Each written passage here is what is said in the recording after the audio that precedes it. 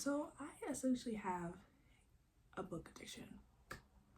Now, maybe addiction is a bit of a strong word to use, so maybe I should say really deep desire to buy books, okay? But not just any kind of books, guys, specifically NYRB. Now, NYRB is a publishing house, right? And they publish a variety of things, typically novels, literature, a little bit of philosophy, and I would say they're decently well known. They're not as like humongous as like Penguin Classics or some publisher like that, but they do have a lot of interesting things, and they usually translate a lot of international literature into English specifically. I don't know about other languages, but I know as an American, that's usually what it is. Yeah, I don't know how I got on to NYRB specifically. I think I was just drawn to the covers because I'm an artist at heart, I'm a creative at heart, and I'm sorry, I judge books by their cover. I know you're not supposed to do that, but you know, what can I say? So the first NYRB book I ever got was Stoner by John Williams. Now, everybody and their mom has been obsessed with that book. I think I just casually saw it on Pinterest or something one day, and I just kind of forgot about it in the back of my head. And then this was when I was back home, and I went to a bookstore and I was like, I have to have that. And then I binge read it. It's very short. And then I was like, oh my gosh, I love this book. So I reread Stoner 3 times. Unfortunately, I don't have that with me when I moved, so she's back home. However, the moment I moved here for my PhD program, I found an amazing bookstore, indie bookstore, and they have a lot of different publishers. They have the Penguin Classics, NYRB, Pushkin, which is an Italian publishing house that I really like too, but we're not gonna dive into that today. But yeah, so that just really fueled my addiction basically, and I'm compelled to go in and spend $20 every other day. It's actually kind of ridiculous. So there you go. But I'm usually not a big collector. That's not really what I do. I'm not one of those people that likes to amass a whole bunch of one thing. But the NYR books have me. They have me in the clutches. Because every single book I read that's published by them is an absolute banger. I don't know who's in charge of choosing what to publish, but they're doing an amazing job, and I hope both sides of their pillow are cold. But on yammering about, this is my current NYRB collection. It can fit in my hand still, so that's a good sign. Let's see, how many is this? 1, 2, 3, 4, 5, 6, 7, and then I have Stoners. That's 8. So I have 8 NYRB books. As you can tell, they're very colorful, and they all have very interesting covers that I'll get to in a minute. But let's see. I kind of want to see which ones I kind of got first, and then the ones that I just got or I finished. So let me start with the ones that I basically finished. So these two are the books that I have finished. Fantastic, amazing. Like I said, every book published by them is pretty much a banger. Now, I should go ahead and clarify and say that I usually read literature and nonfiction as a grad student. That's just what I typically go to.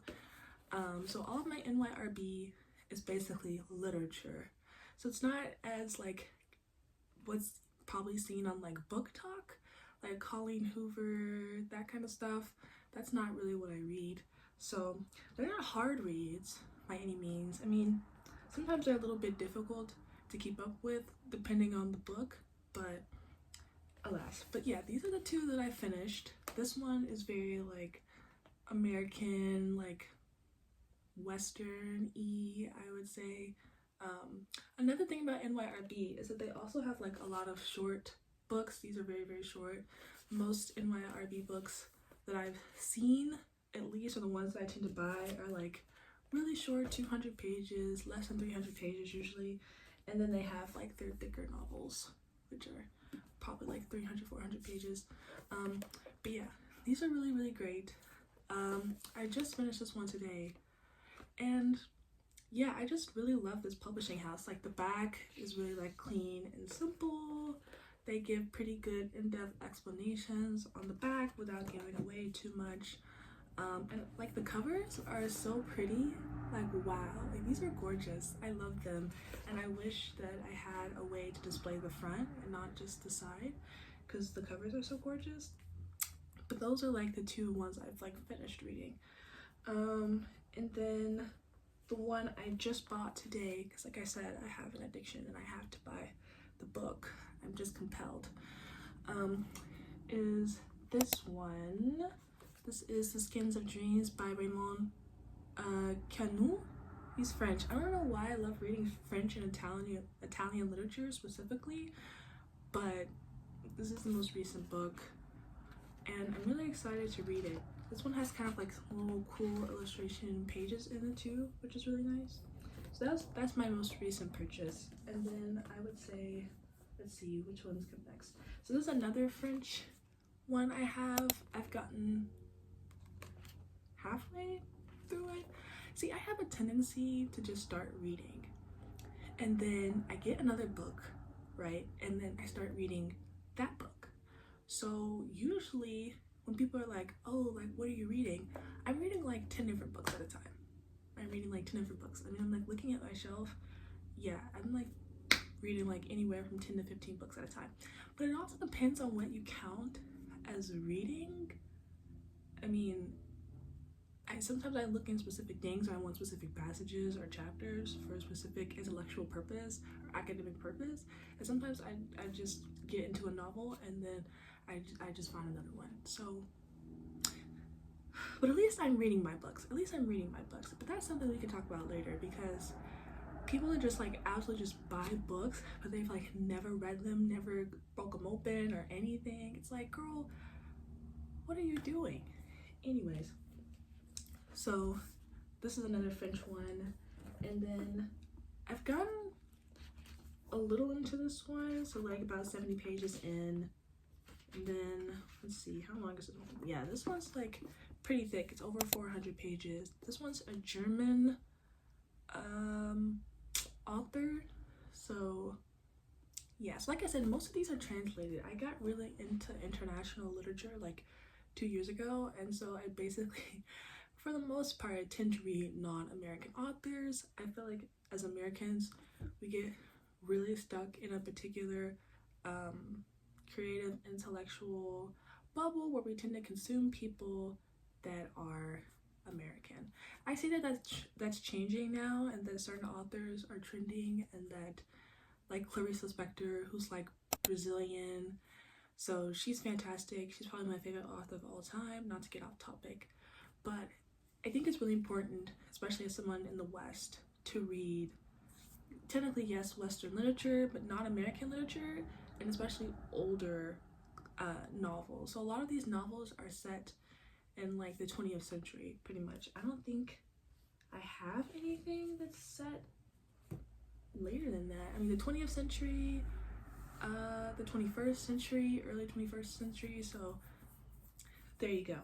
And then let's see what else I have. So I also bought this one. I haven't read it yet, but I got it the other day, and I'm really excited for this one. The back of it gave a really interesting description. Let's see, this one's also pretty long. Yeah, this bad boy is like basically 500 pages, so it's gonna take a while to get this one. And then for a non-literature book, we have Mysticism. This is great. As a philosophy major, philosophy PhD, this is solid. Like, this is the most like easy philosophical reading I've ever done in my entire life. So if you're into mysticism, this is a great book. I haven't gotten all the way through it. I've gotten pretty far though.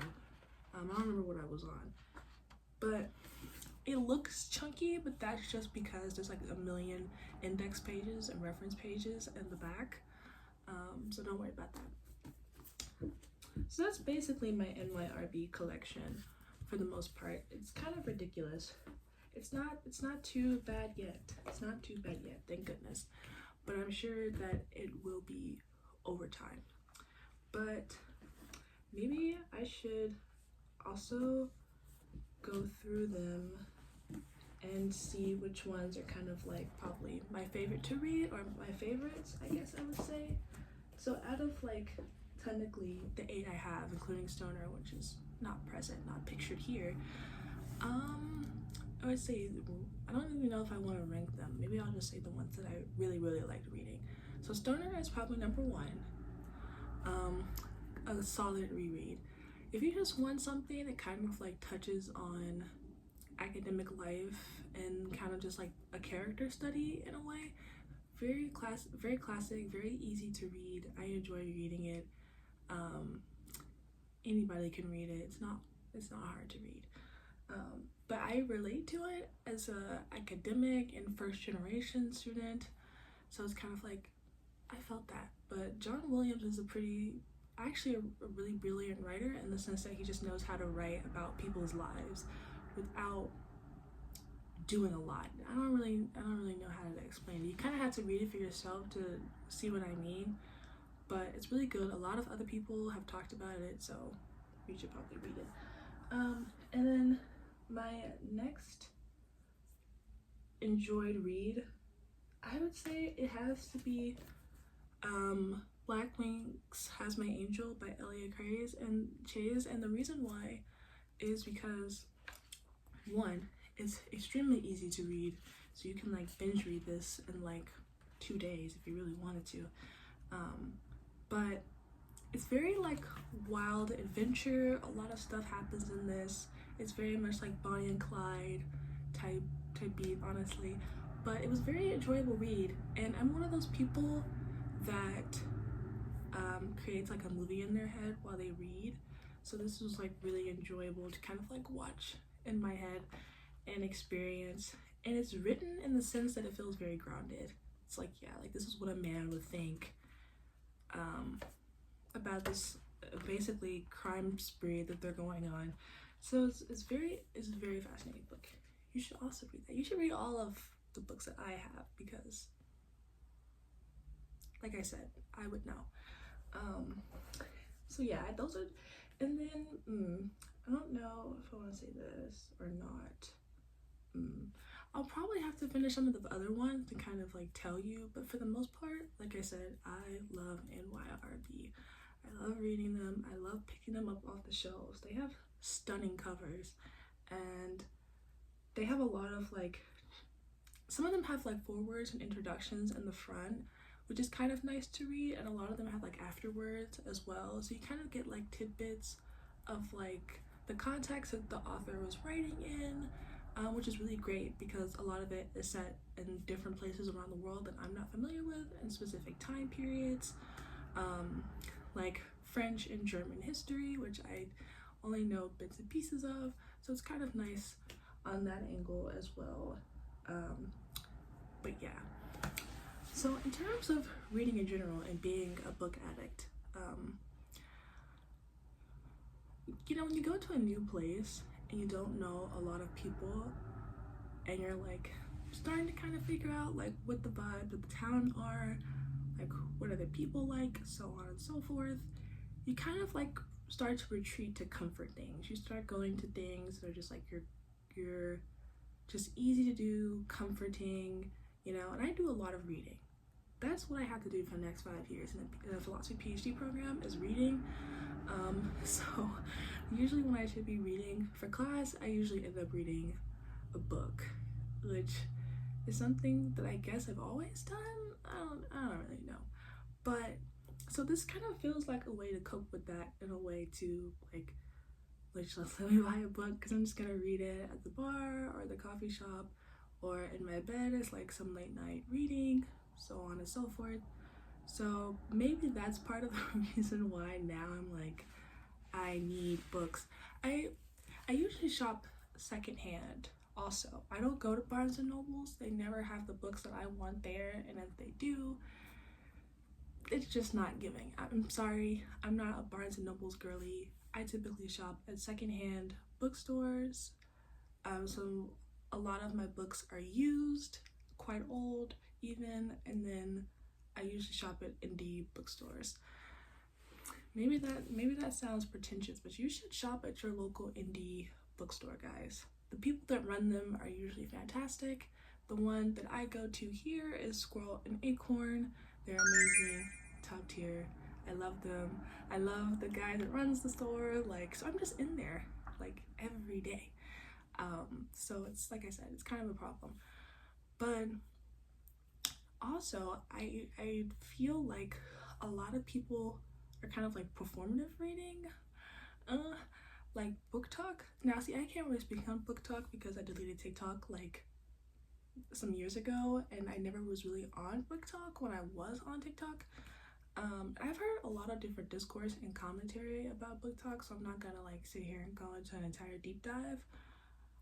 But I feel like that there's, at least in the American context specifically, I don't know what's going on over there, but in the American context specifically, I feel like that there's two coins to this. There's the I love Colleen Hoover, love the Fourth Wing, you know, the 7 Husbands of Loving Hoover, whatever that book is, you know, those are those people over there. And there's something wrong with reading those books inherently. Maybe you shouldn't support Colleen Hoover because she's kind of weird, but those are those people over there. And then the other half of book talk are usually just book communities online, or like the Penguin Classics, NYRB, Pushkin Publishing House, like, you know, so on and so forth. But it seems like there's a general like performativity about reading, and that's not to say that reading in public is necessarily or inherently performative.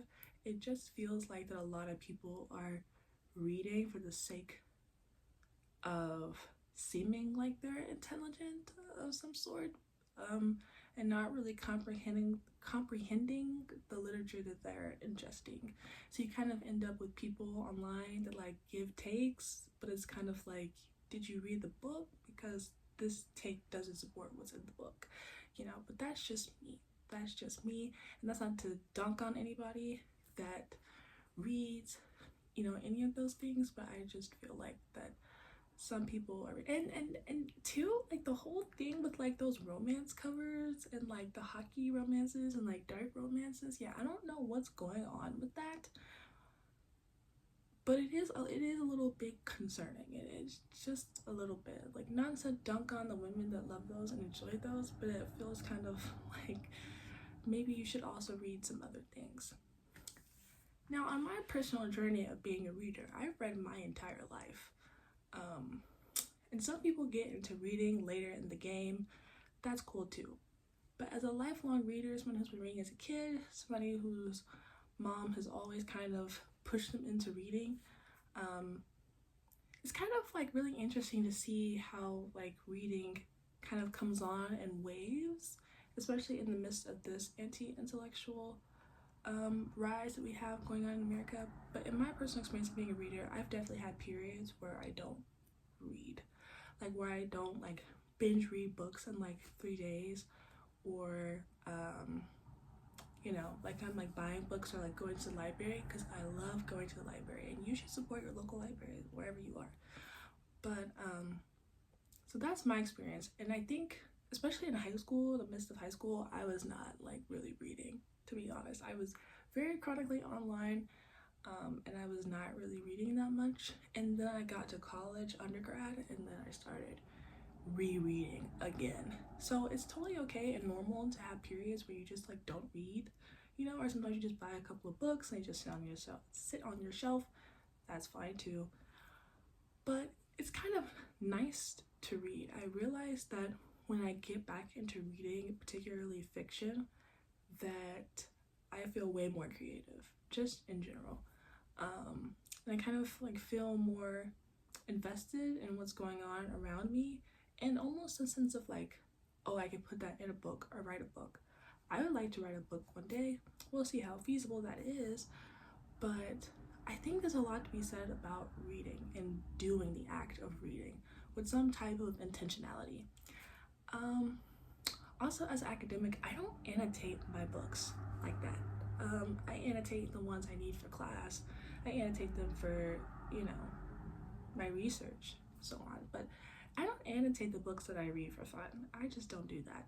I see that that's kind of popular too. They're like how to be more engaged with your reading and so on and so forth. That's cool. That's just not something that I personally do. I already do enough of that. So when I read for fun, which is, you know, my literature, I don't feel like going through and annotating. I'm usually just doing that in my head, or I'm like thinking about the subtext while I'm reading, but I usually don't like keep a reading log or reading journal.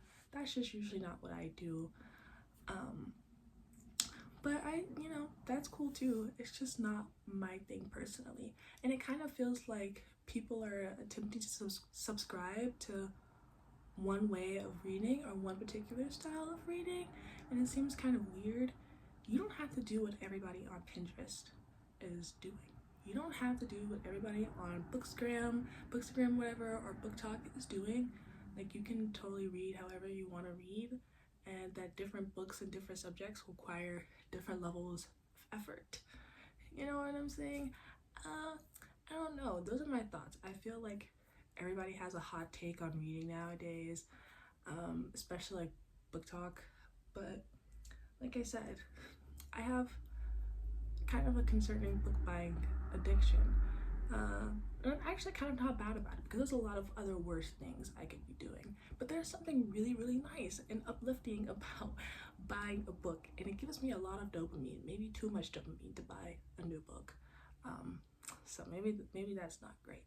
But if you're in the market for looking for something new to read and it feels like everything around you seems like really repetitive and you seem like the same 5 books on Pinterest, because I would know, I would highly suggest going straight to a publishing house. I would, you know, type in penguinclassics.com, I would type in NYRB, Pushkin Press, right? Like whoever else, like those are just the 3 that I know off the top of my head.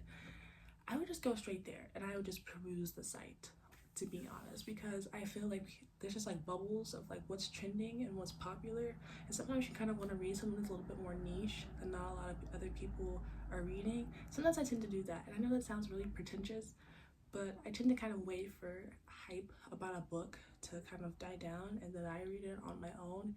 Cause I don't know why, it feels like I'm just like participating in a trend, and it's like, no, wait, I'm actually really invested in this. Wait, guys. But that's my suggestion. And 2, I was just like going to different places to read. I'm a big fan at reading at bars. Maybe that also comes off as really pretentious, but there's something really nice about just having a glass of wine, having a cocktail, and reading at the bar. Those are my adult privileges, okay? I've waited my entire life to go to a bar with low dim lighting, okay, and read. Okay, so don't take that away from me. But I would urge you to go to maybe some unorthodox places to read, too, which sometimes might give you a little bit more inspiration and creativity than you originally thought. So that's my collection. That's how I feel about reading. I know that not everybody's gonna agree or do the same things, but yeah.